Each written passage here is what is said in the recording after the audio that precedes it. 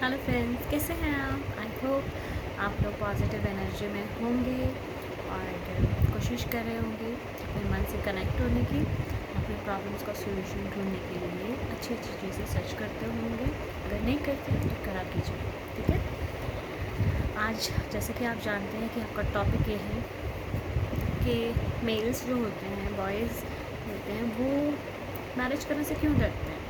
वो मैनेज करने से इसलिए डरते हैं क्योंकि वो कहीं ना कहीं बैड एक्सपीरियंस में इन्वॉल्व होते हैं, चाहे पर्सनली चाहे उनके आसपास के लोगों को देखकर उनके अंदर इनसिक्योरिटीज़ आ जाती हैं। किसी के अंदर चाइल्डहुड ट्रॉमा भी हो सकता है कि उसने अपने घर में कुछ ऐसे रिश्ते देखे हों या उनके आसपास के घरों में उनके रिलेटिव्स में उन्होंने देखे हों कि कपल्स के बीच में जो झगड़े होते हैं, या आजकल जो लड़कियां डिमांडी हो गई हैं, या सॉरी टू से दैट उनको घुमाने का शौक़ होता है लड़कों को कि मैं कैसे घुमा सकती हूँ लड़कों को, मैं घुमा सकती हूँ। बड़ा बड़ा कॉन्फिडेंस होता है उनके अंदर। इसलिए मैं आपको एक चीज़ बताती हूँ।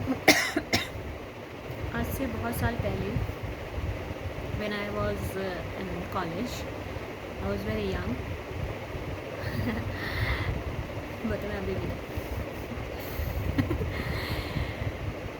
मेरी क्लास में एक लड़की थी, प्रीति श्रीवास्तव, नाम ले रही हूँ, उससे कोई फ़र्क नहीं पड़ता। उसने एक बार क्लास में पूछा कि हर सारी लड़कियों से पूछा था। हमारी क्लास में ना सिर्फ 2 लड़के थे, बाकी सब लड़कियाँ थी। 18 गर्ल्स का बैच था और 2 बॉयज़ थे, 3 बॉयज़ थे। और पता नहीं लगा कि कब बीच में से एक आध निकल गया, और कौन निकला था वो भी मुझे याद नहीं है, बट हाँ हम लोग 18 गर्ल्स थे। तो वो क्योंकि हमारा ड्राइंग का कॉलेज था वो, तो ज़्यादा बड़ी बड़ी काउंटिंग में स्टूडेंट्स नहीं होते थे। तो उसने पूछा कि तुमको कैसा लड़का चाहिए शादी करके। सबने बताया अपना अपना तरीका, मैं नहीं बताऊंगी आपको।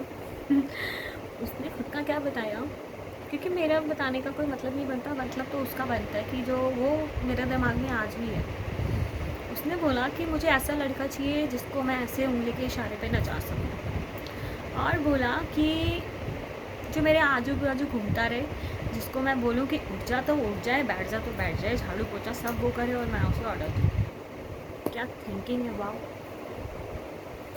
भाई। कई श्रीवास्तव जी आप मुझे देख रहे हैं तो प्लीज़ बुरा मत मानिएगा कि मैं आपको पोल खोल रही हूँ, किसी को नहीं पता अभी, ठीक है। कोई आपके घर में आ रहा आपको पढ़ने के लिए। लेकिन मुझे बड़ा अटपटा लगा, क्योंकि हमारे पेरेंट ने कभी ऐसा चीज़ें सिखाई नहीं थी। हमारे पेरेंट ने इसका उल्टा सिखाया था कि जब हमें डांट पड़ती तो ये बोला जाता था तुसी सानू सुख नहीं दे सकते हो, कल सस सहुरे नूं की दोगी। तो हमारे दिमागों में वही चीज़ बैठ गई कि हमको यहाँ से उस घर में जाना है, तो यहाँ एक मम्मी पापा, एक वहाँ एक मम्मी पापा, तो अभी यहाँ की ज़िम्मेवारी संभाल रहे, फिर वहाँ की ज़िम्मेवारी संभाल। हमें नहीं मालूम था कि दुख सुख क्या होता है, झगड़े क्या होते हैं, या डिवोर्स नाम की चीज़ भी कोई चीज़ होती है, या किसी को डोमिनेट करना भी कोई चीज़ होती है। हमें सिर्फ ये पता था कि किसी के विचार कैसे हो सकते हैं, किसी के विचार कैसे हो सकते हैं, और वो आपस में टकरा सकते हैं, लेकिन उसको सुलझाना हमारा पर्पस होना चाहिए। घर छोड़ देना या घर से किसी को निकाल देना, ये वाली बातें हमने कभी सुनी नहीं ना। हमने कभी ये हमें ये पता लगा कि डिवोर्स नाम की चीज़ होती है, या घर को डिस्ट्रॉय करना एक इस बारे में कोई धमकी देना भी पार्ट ऑफ फाइट है। कभी हमने इस तरह की चीज़ें देखी नहीं। लेकिन ज़िंदगी के बहुत सारे मोड़ आते हैं, बहुत कुछ जो हमें नहीं समझ होती वो सिखाने के लिए हमारे साथ चीज़ें होती हैं, तो हमें समझ आ जाती हैं। अब ये हमारी किस्मत पे और हमारी सोच पे डिपेंड करता है कि हम किसी के कौन से दुख को देखकर एक्सपीरियंस ले लें, या उस चीज़ से या तो हम भाग रहे हैं, या फिर उस सोच से हम बहुत ही ज़्यादा परे हैं। तो परमात्मा हमें वो एक्सपीरियंसेस देता है जिसमें हम जाकर समझते हैं कि ये चीज़ भी होती है, अच्छा ऐसे भी होते हैं लोग। तो वो चीज़ें आपके साथ स्पेशली होती हैं, वो इसलिए होती है क्योंकि वो होंगी तो आप किसी के दर्द को समझेंगे, और जब आप दर्द को समझेंगे मोक्ष तक तभी पहुंच पाते हैं। मैं मोक्ष वर्ड अभी यूज़ कर रही हूँ, ये मैंने अभी मेरे वर्ड जहन में ऐसे आया कि कुछ देर पहले मैंने कुछ इस पर एक वीडियो सुनी थी। उसमें मोक्ष की बात होती है कि आपको मोक्ष मिलेगा या नहीं मिलेगा, या मोक्ष पाना है, आपको अपनी ज़िंदगी का मकसद मालूम है या नहीं मालूम है। तो मेरे उस वीडियो से बिल्कुल विचार अलग है। मुझे ऐसा लगता है कि जब मैं छोटी थी, when I was in graduation, नहीं 12th में थी मैं, तो मेरे को ऐसा लगता था कि मुझे अमृत छकना है क्योंकि मुझे मोक्ष पाना है। लेकिन अब मेरी सोच ये है कि मोक्ष क्या है, मुक्ति क्या है। एक सोल जर्नी होती है, एक सोल एक बॉडी में जाती है, वो एक लाइफ को जीती है फिर वो लाइफ एंड हो जाती है, फिर एक सोल मिलती है, फिर उसको जीती है, फिर बॉडी डिस्ट्रॉय हो जाती है, उसको छोड़ देती है सोल, फिर उसके बाद एक और में जाती है। तब तक ये प्रोसीजर चलता रहता है जब तक आपकी धुलाई हो नहीं जाती आपकी आत्मा की, जब तक आप पूरी तरह क्लीन नहीं हो जाते। लेकिन मोक्ष कब मिलता है? मोक्ष तो जीते जी भी मिल सकता है, अगर जैसे कहते हैं ना, सिर कट तली गली मेरे आओ। बाबा दीप सिंह जी थे, उन्होंने अपने हाथों में शीश को रखकर युद्ध लड़े थे आखिरी जंग उन्होंने जो लड़ी थी उसमें अपने शीश पर अपने शीश को अपने हाथ पर रखकर लड़ाई लड़ी थी और उस लड़ाई को जीता था। तो मोक्ष तो उन्होंने पहले ही पा लिया था, लेकिन मोक्ष पा लिया तभी तो उनके अंदर वो स्पिरिट थी, तो उन्होंने वो काम किया जो उनकी स्पिरिट ने प्रॉमिस किया था अपने गुरु से, परमात्मा से। तो मोक्ष ये होता है कि आपकी सफाई हो चुकी है, आपका बिल्कुल क्लीन आप हो चुके हो। जैसे कपड़े को धोया जाता है क्योंकि वो मैला होता है, जब वो कपड़ा धुल जाता है तो वो क्लीन हो जाता है, वो पहनने लायक हो जाता है। अब जब मोक्ष के लायक आप हो चुके हो तो परमात्मा आपको ऐसी ड्यूटीज़ देता है जो आपको इसी दुनिया में रहकर लोगों के लिए करनी है। उस कपड़े को धुलने के बाद कोई पहनेगा उस जामे को, तो वो कुछ काम दे रहा है। इसी तरीके से जब हमारा सोल जो होती है वो जब क्लीन हो जाती है पूरी तरह से, तो उसके बाद भी इस सोल को कुछ और ड्यूटीज़ दी जाती हैं। जैसे फेरीज होती हैं, सिर्फ हमने सुना ही सुना है। मैंने कुछ टाइम पहले एक अपने मन में विचार किया, बहुत टाइम से मुझे ये लग रहा था कि हम बचपन से आनंद साहिब जी का पाठ पढ़ते आए हैं, उसमें बोलते हैं शब्द गावन आई जो परियां हैं वो शब्द गाने के लिए आती हैं। तो जब परियां शब्द गाने के लिए आती हैं, जब मेरे गुरु साहब ने ये बात बोली है तो वो झूठ तो हो नहीं सकती, तो इसका मतलब परियां होती हैं।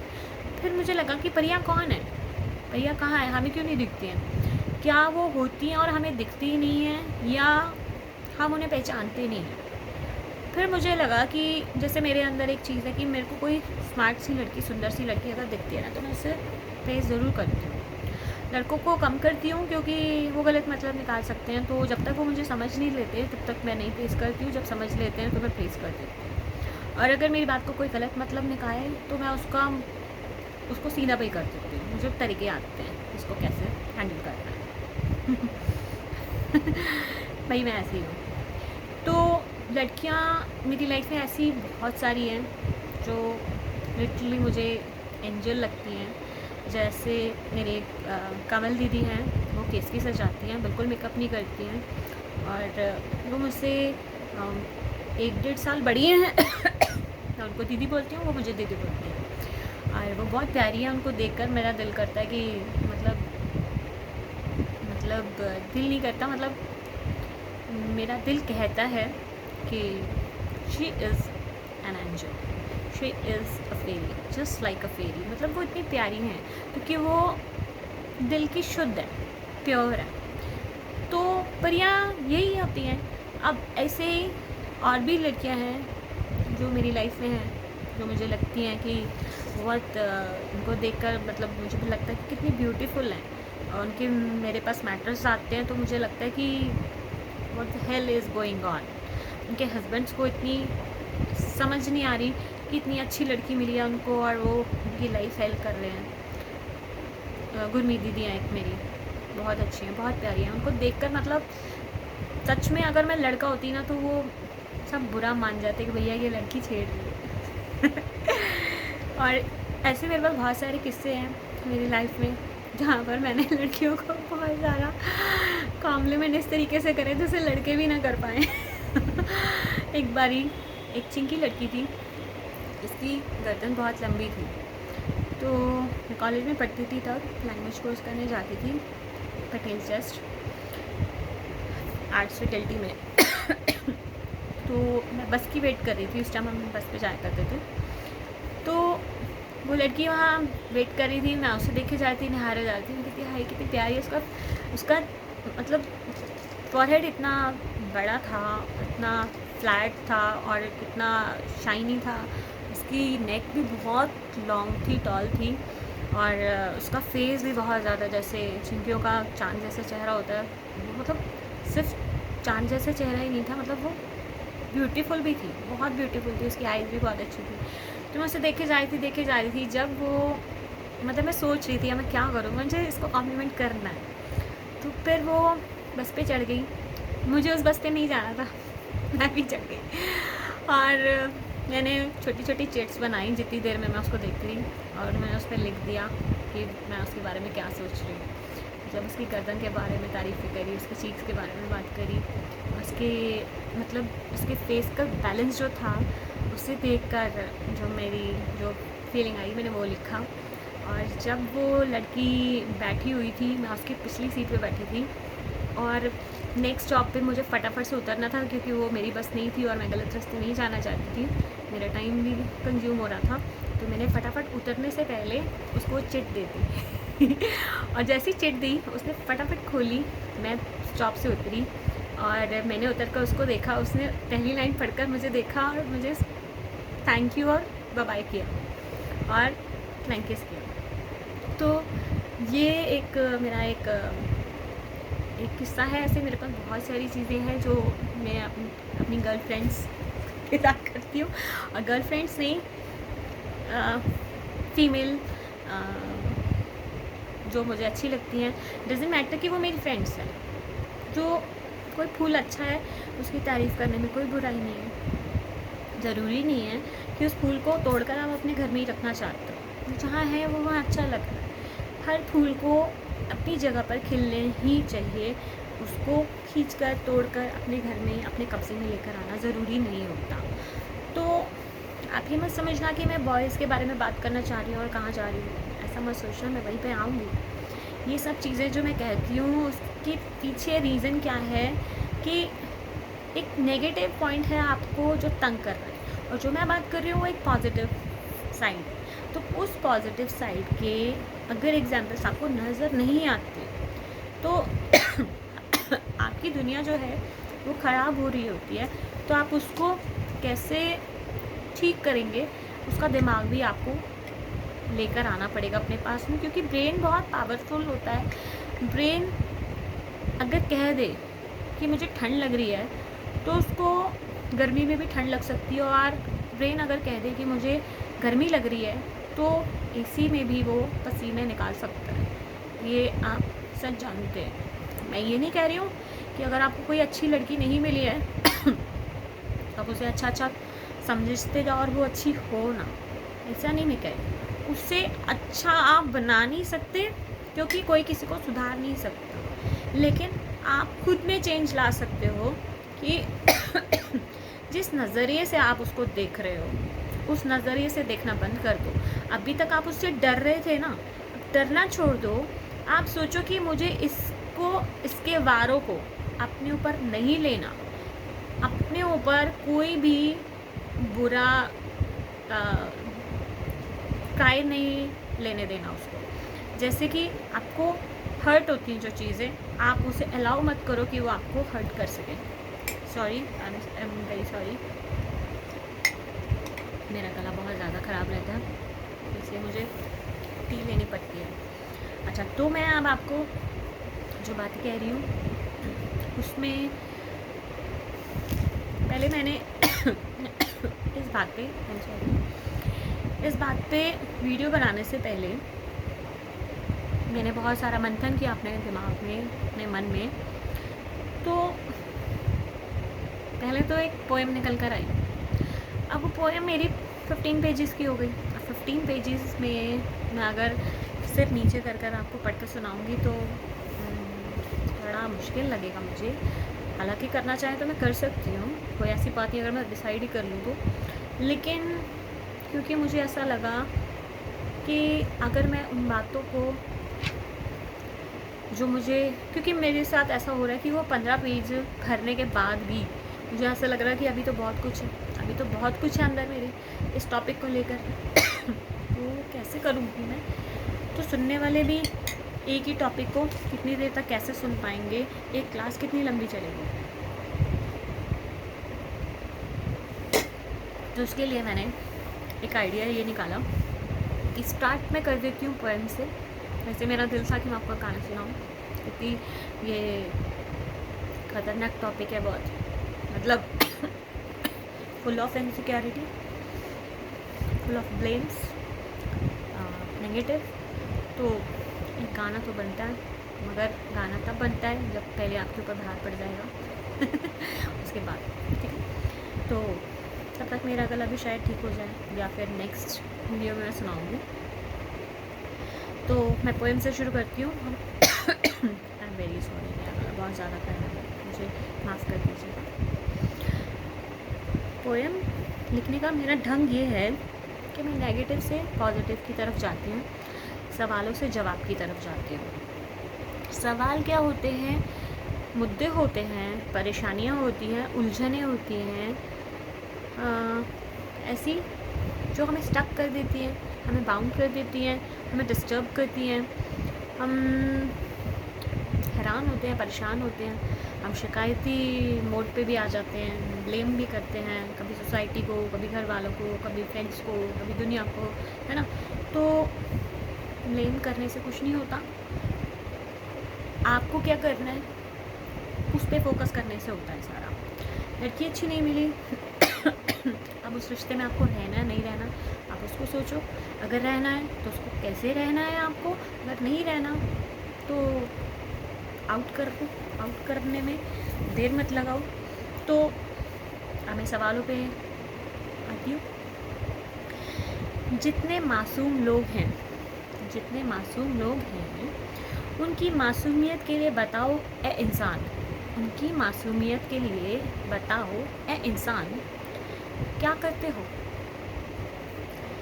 खुद के मज़े के लिए योजनाएं बनाते हो, खुद के मज़े के लिए योजनाएं बनाते हो। क्या कभी मासूमों के चेहरे की मुस्कान के लिए भी कोई चुटकुला कहते हो? हंस लो, हंस ले, मुस्कुरा ले वो भी, हंस ले, मुस्कुरा ले वो भी। पेरेंट, बुजुर्ग, रिलेटिव, फ्रेंड्स, हंस लें, मतलब मैं इनके बारे में बात कर रही हूँ कि पेरेंट्स, बुजुर्ग, रिलेटिव्स या फ्रेंड्स हंस लें, मुस्कुरा लें वो भी जो तुम्हें हंसाने में मशक्क़त लगाते रहे हैं। क्यों इनकी हंसी में छुपी सदा भी तुम सुन नहीं पाते हो?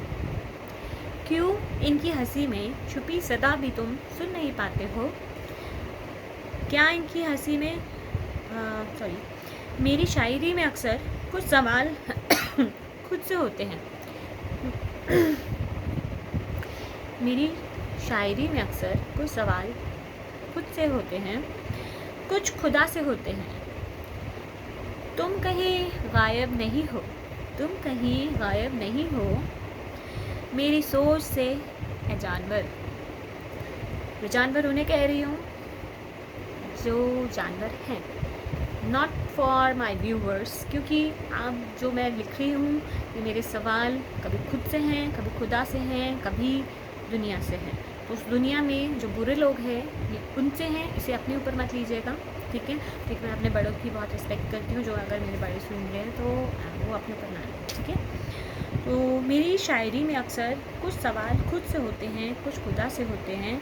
तुम कहीं गायब नहीं हो मेरी सोच से ए जानवर, ए पिताम्बर, ए राजदूत किस्म की चुगलखोरी फर्शी सलाम ठोकने वाली रूहों, ए उम्दा किरदारों का लबादा पहनने वाली हसरतों से अपने ग़ुलामों का चेहरा देखने वाली, हसरतों से अपने ग़ुलामों का चेहरा देखने वाली कि ये अब कितना काम आएगा मेरे।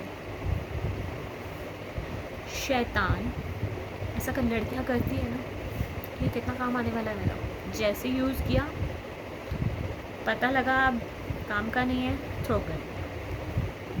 शैतान मतलबी, निकम्मी, कामचोर, झूठी, पिशाचिनी।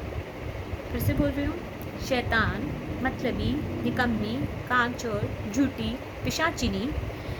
क्या कभी सोचा है तुमने हाथों में सजाती हो जिनके नाम की मेहंदी, कभी भाई के नाम की, कभी पति के नाम की।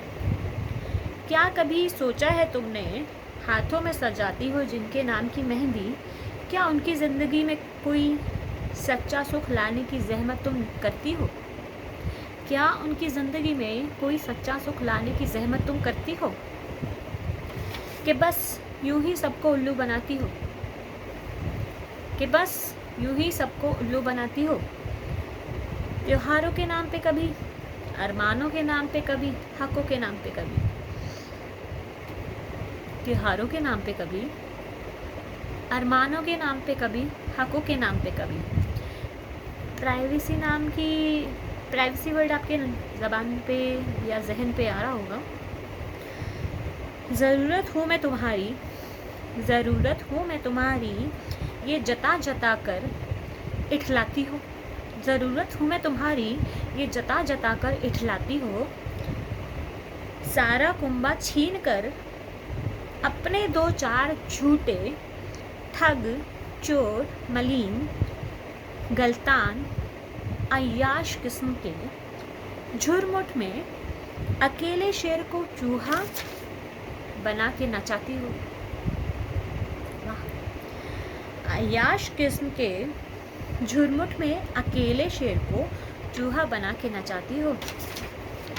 वाह वाह तुम्हारी, देखो मैंने बिना पढ़े भी यही बोला था, अंदर से यही निकला मेरे। वाह वाह वाह वाह वाह वाह तुम्हारी, उन लड़कियों को वाह वाह तुम्हारी। नहीं, मैं खुद नहीं कह रही, सिर्फ खुद नहीं कह रही, सिर्फ वाह वाह तुम्हारी औरों की तरफ से भी यही है। मैं खुद की तरफ से कह रही हूँ, तुम तो बड़ी कलाकार हो। खुद की तरफ से ये कह रही हूँ कि तुम तो बड़ी कलाकार हो। बड़ी से परिवार को खा जाती हो, बड़े से परिवार को खा जाती हो। कैसे खा जाती हो मैं बताती हूँ।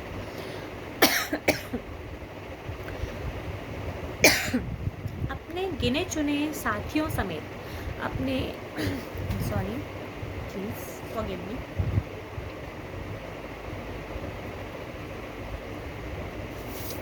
अपने गिने चुने साथियों समेत गुलाम को एक फ्रेम में लाती हो।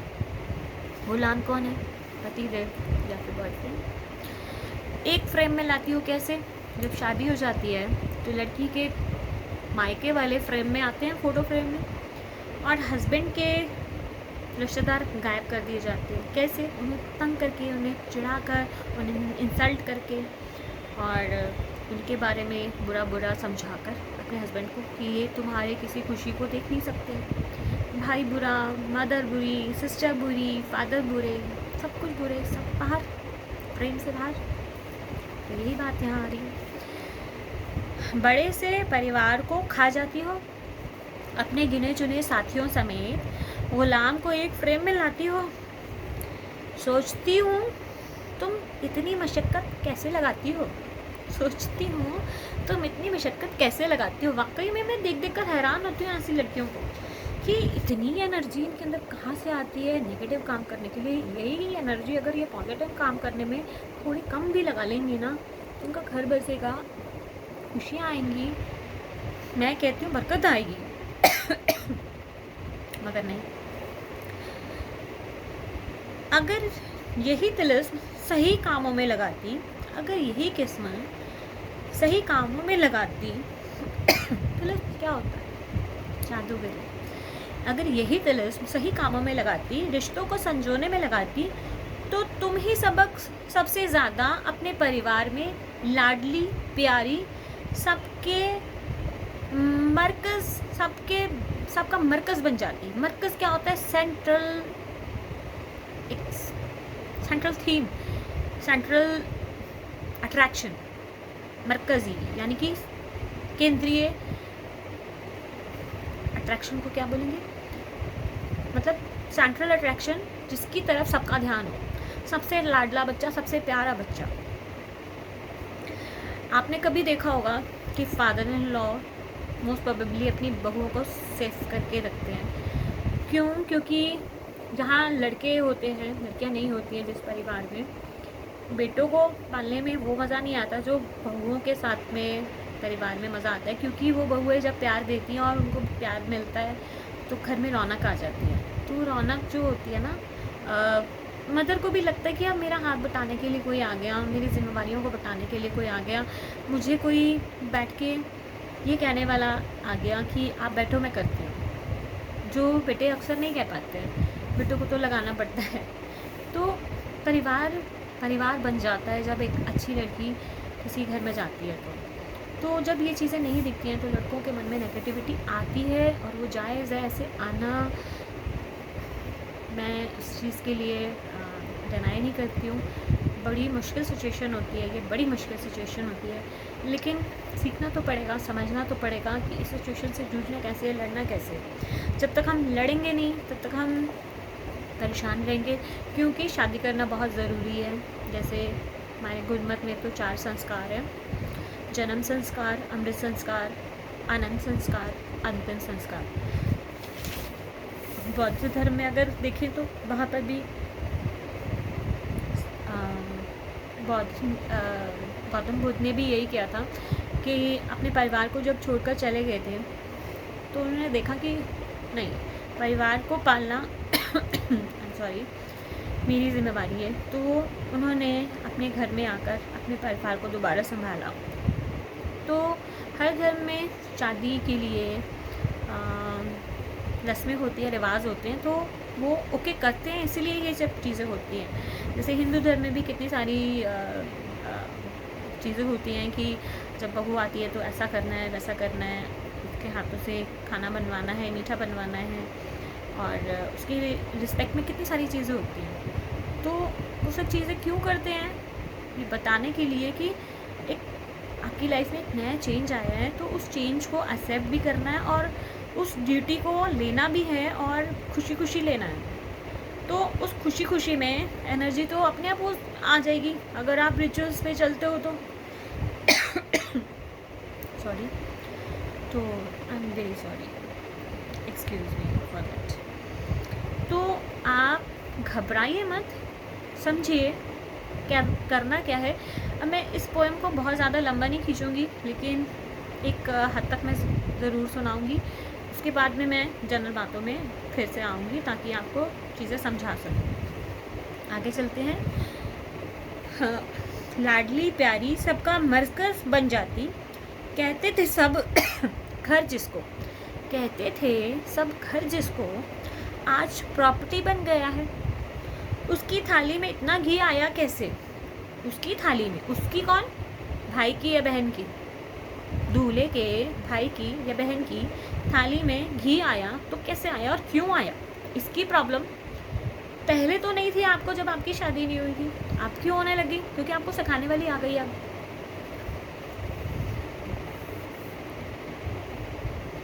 वो तुम्हारे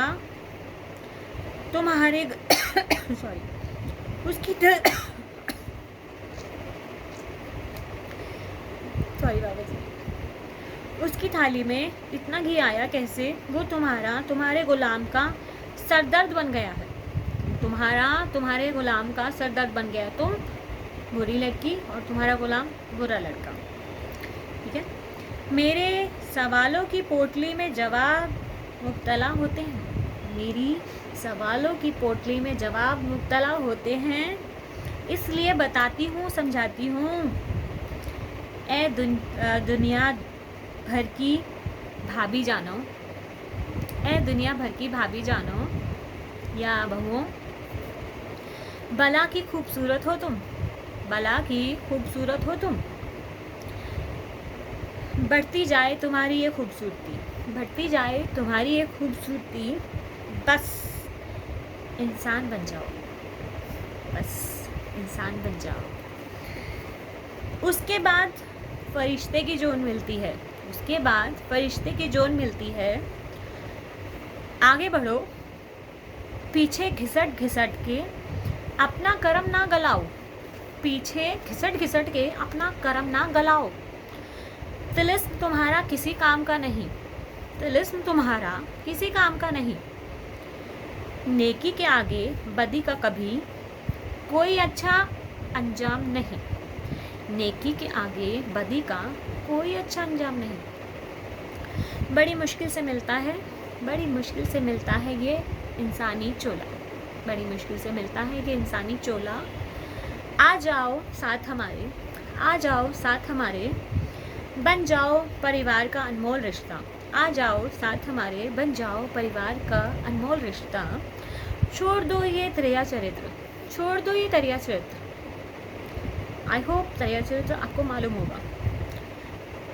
बहकाने में खुद को जो बहक रही हो, बहकाने में खुद को जो बहक रही हो। आपको लगता है कि आप दूसरों को बहका रहे हो, लेकिन असल में आप बहक रहे हो। आपको नहीं मालूम कि आप सीढ़ियाँ उतर रहे हो।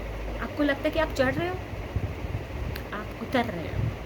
ठीक है, ये किनको मैं कह रही हूँ आप समझ चुके होंगे।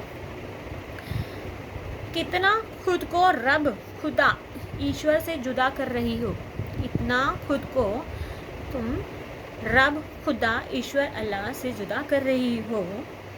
मत करो अपने साथ ये गुस्ताखियाँ, ये जुल्म मत करो ये अपने साथ ये गुस्ताखियाँ, ये जुल्म।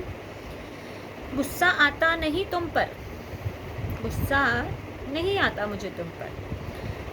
तरस की नदियाँ बह जाती हैं, तरस की नदियाँ बह जाती हैं मेरे मन में।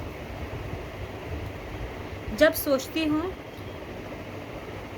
इस नासमझ की रूह की तपिश के मंजर अभी कितने बढ़ रहे हैं। Seriously my heart is crying, seriously for these kind of dam Draculas.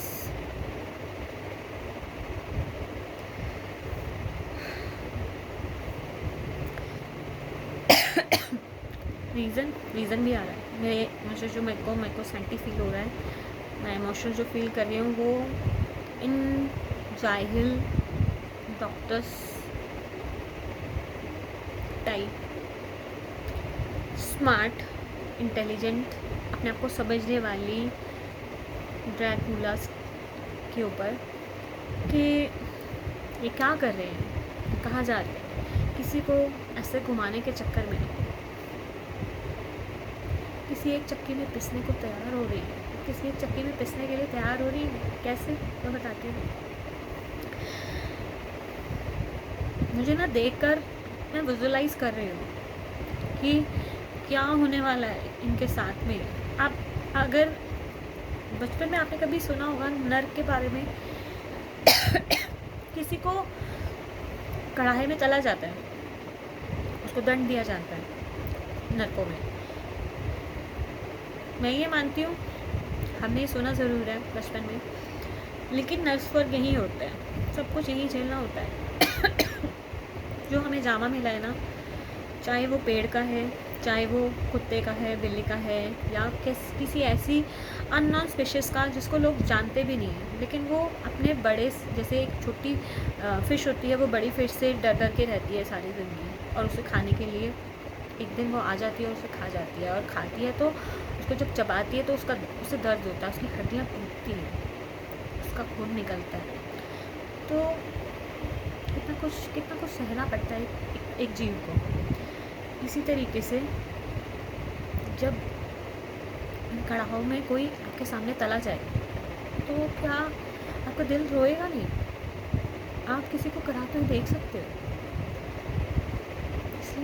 इसलिए मुझे लगता है कि मुझे इन पे गुस्सा नहीं आता, मुझे इन पे तरस आता है कि ये इस तरह से घुमाने के चक्कर में घुमा तो रही हैं, बहुतों को घुमाती हैं। इनका कॉन्फिडेंस बहुत हाई लेवल पे होता है, बट ये खुद को तैयार कर रही है इसे पिसने के लिए। जैसे अच्छे दिन हमेशा नहीं रहते, ऐसे बुरे दिन भी हमेशा नहीं रहते, और अच्छे दिन फिर से आते हैं, बुरे दिन फिर से आते हैं, फिर से अच्छे दिन आते हैं, ये साइकिल चलता रहता है। अब इसमें हम दुखी रहें या सुखी रहें, लाइफ को जीने की आर्ट इसी में है कि अगर आपको दुख है तब भी आप न्यूट्रल रहो, अगर आपको सुख है तो भी आप न्यूट्रल रहो। दुख में ज़रूरत से ज़्यादा दुखी होकर रोने की ज़रूरत नहीं है, सुख में ज़्यादा उछलने की ज़रूरत नहीं है। खुश होना आपका हक है, रोना आता है वो भी गलत नहीं है, रो लो। मुझे अभी रोना आ रहा है, 2 मिनट बाद मैं रो नहीं रही हूँ, अभी कुछ और एनर्जी में चली जाऊँगी। तो मैं ऐसी हूँ, मैं फ्लेक्सिबल हूँ, मैं चेंज कर लेती हूँ अपने आप को। अब इसमें चाहे मुझे कोई कहे कि मैं गिरगिट की तरह रंग बदलती हूँ क्योंकि मुझे पता है कि मैं ज़्यादा देर दुखी रहकर क्या करूँगी, रोती रहूँगी, मैं बीमारियाँ पालूँगी, मैं क्यों रहूँ दुखी। और अगर मैं सुखी हूँ तो मेरे अंदर इतनी ईगो भर जाएगी कि मैं किसी को कुछ समझूँगी नहीं, तो वो भी गलत है, बहुत ज़्यादा गलत है, वो तो बहुत ज़्यादा दर्दनाक है। क्योंकि जो दुखी होता है ना, उसको संभालने के लिए परमात्मा आ जाते हैं, लेकिन जो बदतमीज़ होता है ना, उसे परमात्मा संभालता नहीं है, पहले उसको ठोकता अच्छी तरह से। आप खुद सोचो, मैंने इस पोएम में कहने वाली हूँ इस चीज़ को कि जब एक अच्छी रूह को कितनी मार पड़ती है अच्छा बनाने के लिए, जैसे कहते हैं ना कि सोने को तपाया जाता है तब तो वो एक आकार लेता है। तो जो बुरी रूह है उसको कितना सहना पड़ेगा।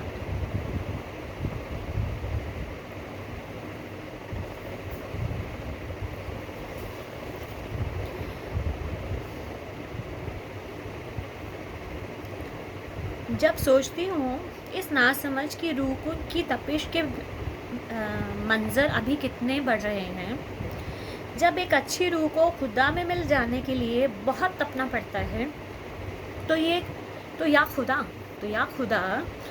या तुम्हें वहाँ तक किरदार पहुँचाने में सोचो कितना वक्त लगना है, कितना दर्द सहना है। फिर कहती हूँ लौटा मेरी जान, फिर कहती हूँ लौटा मेरी भाभी जान, मेरी बहना, मेरी माँ, मेरी सासू माँ, मेरी मतलब सबकी तुम मल्लिका हो अपने परिवार की, ये सिर्फ बैड कैरेक्टर्स को बोल रही हूँ ना, इसमें मेरी माँ है, ना मेरी सास है, ना मेरी बहन है, ना मेरी भाभी है, कोई नहीं है। मैं इंडिविजुअली किसी को नहीं बोल रही हूँ, क्योंकि मेरी लाइफ इससे अलग है। ये मेरे लाइफ के एक्सपीरियंसेस है जो मैं ऑब्जर्व करती हूँ, समझती हूँ, दर्दों को महसूस करती हूँ, तो ये वो है। तो मेरी गुजारिश उन सभी माँओं से है, उन सभी, क्योंकि एक औरत जब आपकी बीवी या आपकी गर्लफ्रेंड, पहले गर्लफ्रेंड होती है, फिर वो बीवी बनती है, फिर वो अगर वो बुरी है, वैम्पायर टाइप है, तो कभी वो माँ भी बनेगी तो वो बुरी माँ बनेगी, फिर वो बुरी सास बनेगी, तो वही सर्कल उसको वो ओहदे भी देता जाएगा। तो एक लेडी के अंदर जितने भी उसके रिश्ते इन्वॉल्व होते हैं, वो उतने ही रिश्तों को ख़राब करने में लगती है या उन्हीं रिश्तों को अच्छा बनाने में लगती है। तो लौटा मेरी बहना, मत तोड़ो अपना घर परिवार का एक एक जन ज़रूरी होता है। मत तोड़ो अपना घर परिवार का एक एक जन ज़रूरी होता है। मामी मामा, चाची चाचा, ताई ताया, फूफी फूफा, मासी मासू, मैं अपने लिए नहीं रो रही, मैं अपने लिए नहीं रो रही हूँ, क्योंकि जैसे एक बच्चा जो होता है ना,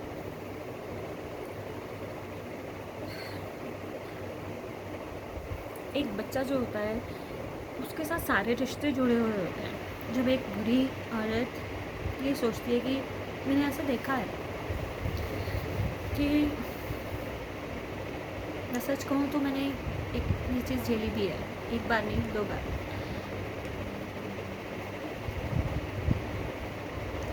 कुछ माएँ ऐसी होती हैं जो अपने बच्चों को अपने रिश्तेदारों को हाथ नहीं लगाने देती।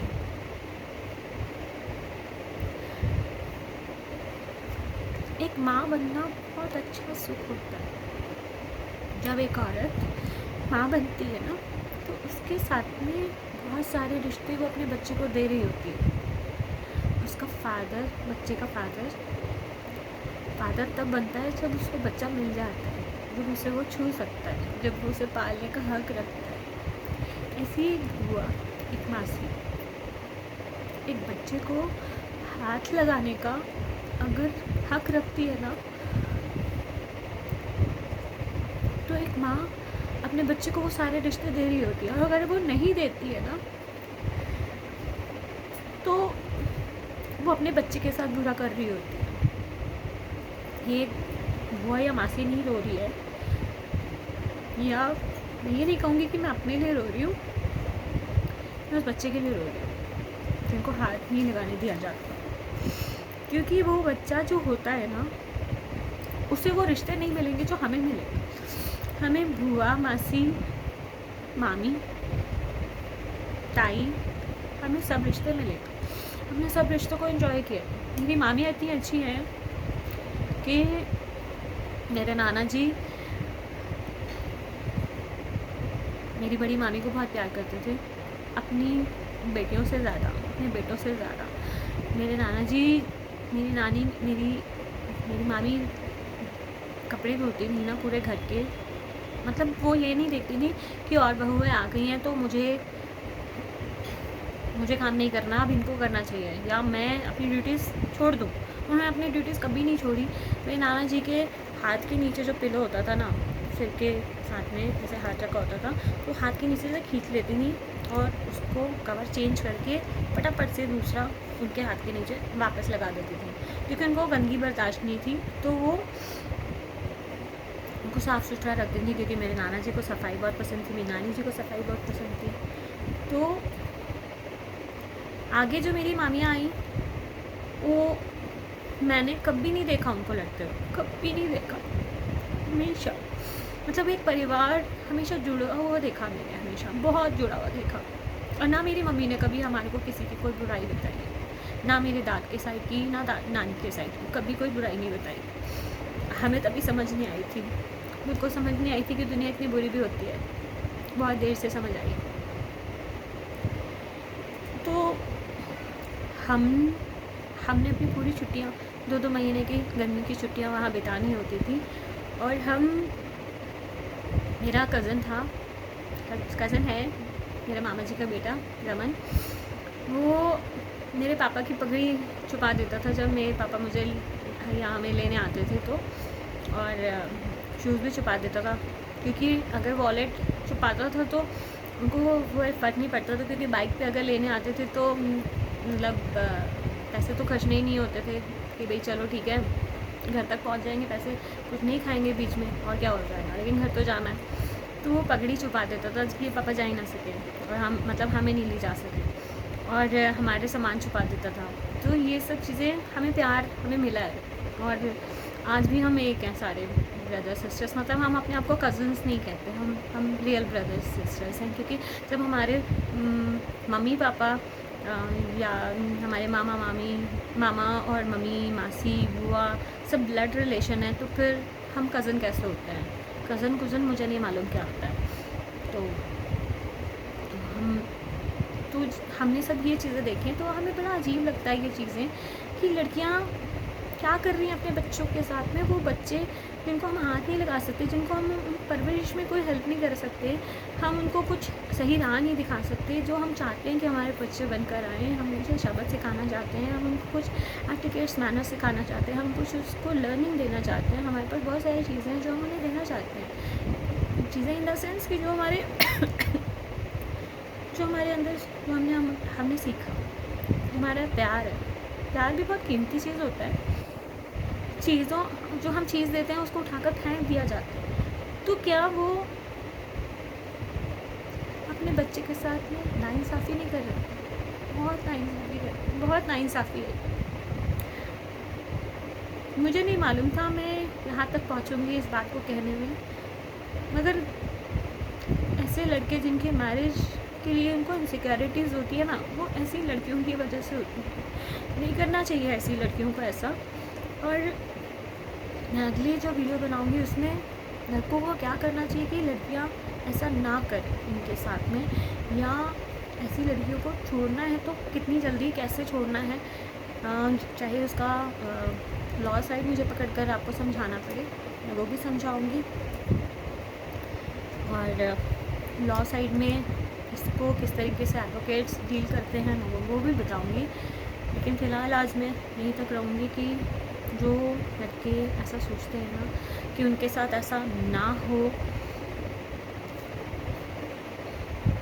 तो क्या करना चाहिए उनको, उसके बारे में सोचें, पॉजिटिव सोचें।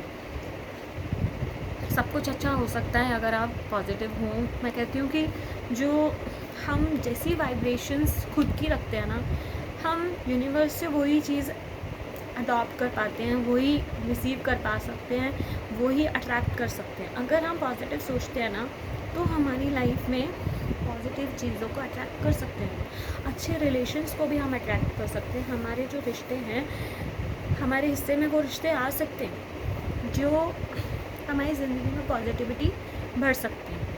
अब इस चैनल पर जो लोग आए हैं, जो मेरी बात को सुन रहे हैं, वो भी क्या कर रहे हैं? पॉजिटिव एनर्जी लेने के लिए आए हैं ना, तो वो उसी तरीके से अपनी लाइफ को पॉजिटिव साइड ट्रैक पे ले जा सकते हैं। जब वो पॉजिटिव साइड पे लेके जाएंगे तो उनका दिमाग पॉजिटिव होगा। जैसे एक माँ होती है आई एम सो सॉरी, जैसे एक माँ होती है, जब वो माँ बनने वाली होती है तो उसके फॉर्म में एक बच्चे की आत्मा आती है, उसे अपनी माँ चूज़ करती है, तो वो आती है, तो वो उसे सेलेक्ट करती है बाकायदा।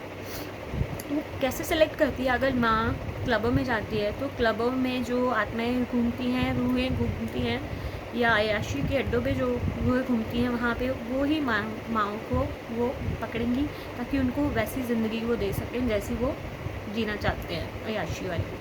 और अगर माँ गुरुद्वारे जाती है, मंदिर जाती है, मस्जिद जाती है, चर्च जाती है, तो वहाँ पर रूहें जो आती हैं परमात्मा का ध्यान करने के लिए, अच्छी बातों को सीखने के लिए, सुनने के लिए, तो वो अच्छी माएँ वहाँ पर पहुँचती हैं, तो वो अच्छी माँओं को सेलेक्ट करती हैं, और अच्छी माएँ वो अच्छे बच्चे अपने कोख में ले लेती हैं, ठीक है, अट्रैक्ट करती है ना वो।